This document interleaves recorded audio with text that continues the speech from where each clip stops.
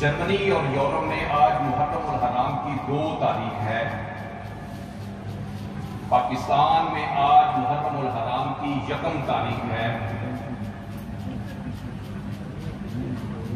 1 محرم الحرام وہ دن ہے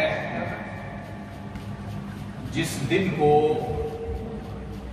خلیفہ دوم امیر المومنین حضرت سیدنا عمر بن خطاب رضی اللہ تعالی عنہ کی شہادت ہوئی تھی۔ چونکہ وقت بہت مختصر ہے، اس مختصر سے وقت میں آپ کی بارگاہ اقدس میں عقیدت و محبت کے چند ایک پھول پیش کرنا چاہتا ہوں تاکہ ہمارا نام بھی آپ کے محبین میں سے لکھا جا سکے۔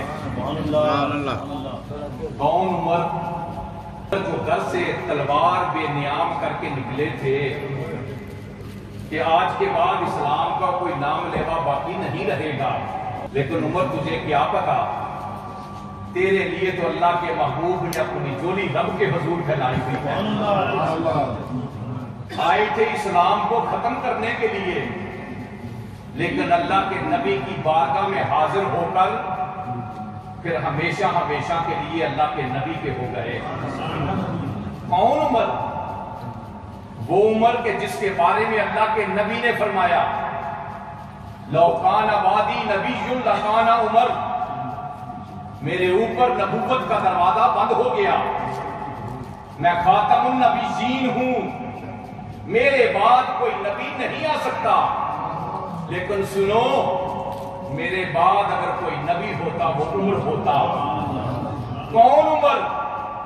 وہ عمر کے جن کے زمانہ خلافت میں مدینہ طیبہ میں ایک دفعہ زلزلہ آیا، سیدنا عمر فاروق نے اپنا درہ منگوایا، زمین کے اوپر دے مارا، اے زمین کیا میں عدل و انصاف نہیں کرتا؟ جب عمر عدل و انصاف کرتا ہے تو پھر یہ زلزلہ کیوں ہے؟ عمر فاروق نے وہ درہ مارا تھا، اس وقت سے لے کے آج تک مدینہ طیبہ میں کبھی زلزلہ نہیں آیا۔ کون عمر؟ وہ عمر جو اپنا تعارف کراتے تھے کہ عمر میں وہ ہوں جس کو اونٹ چرانے کا سلیقہ نہیں آتا تھا، لیکن جب سے غلامی رسول کا پٹا میں نے اپنے گلے میں پہنا ہے، رب نے 22 لاکھ مربع میل کا مجھے فاتح بنایا۔ کون عمر؟ وہ عمر جو ساری رات مدینے کی گلیوں میں چکر لگایا کرتے تھے کہ میری رعایا میں کوئی بھوکا نہ سویا ہو۔ وہ عمر جس نے دریائے نیل کو خط لکھا تھا، دریائے نیل کو پتہ چل گیا خط لکھنے والا کون ہے۔ فاتح مصر حضرت سیدنا عمر بن العاص رضی اللہ تعالی عنہ جب مصر کے گورنر بنے،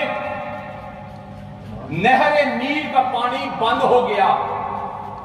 آپ نے لوگوں سے پوچھا کیا وجہ ہے دریائے نیل کا پانی بند ہو گیا ہے؟ لوگوں نے کہا اے فاتح مصر، ہماری ایک ریت ہے، ہمارا ایک طریقہ ہے، جب اس کا پانی بند ہوتا ہے ہم ایک خون بہاتے ہیں، خون بہانے کے بعد اس کا پانی جاری ہو جاتا ہے۔ حضرت سیدنا عمر بن العاص رضی اللہ تعالیٰ عنہ فرماتے ہیں یہ زمانہ جاہلیت کی بات ہے، اب اسلام آ چکا ہے، اسلام اس کی اجازت نہیں دیتا۔ خط لکھا امیر المومنین عمر بن خطاب رضی اللہ تعالیٰ عنہ کو، جناب جو حکم ارشاد فرمائے اس کے اوپر عمل ہوگا۔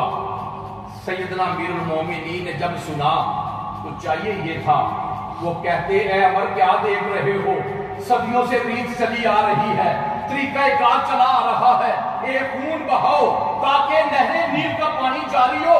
نہیں، کاتب کو بلایا، فرمایا قلم اور پین لو، ایک خط لکھو۔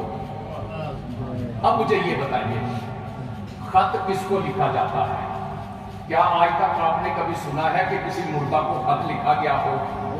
باپ اپنے بیٹے کو خط لکھتا ہے، بیٹا باپ کو خط لکھتا ہے، استاد شاگرد کو خط لکھتا ہے، دوست کو خط لکھتا ہے، پھر اس کا انتظار کرتا ہے میرے خط کا جواب آئے گا۔ خط جس کو لکھا جا رہا ہے اس کا زندہ ہونا ضروری ہے۔ میر المومنین، آپ دریائے نیل کو خط لکھ رہے ہیں، وہ تو بے جان ہے، اس کو کیسے پتا چلے گا کہ میر المومنین نے خط لکھا؟ نہیں، میر المومنین کو پتا تھا اور ہے کہ میں جس کو خط لکھ رہا ہوں نا وہ جانتا ہے خط لکھنے والا کون ہے۔ میر المومنین نے کیا لکھا؟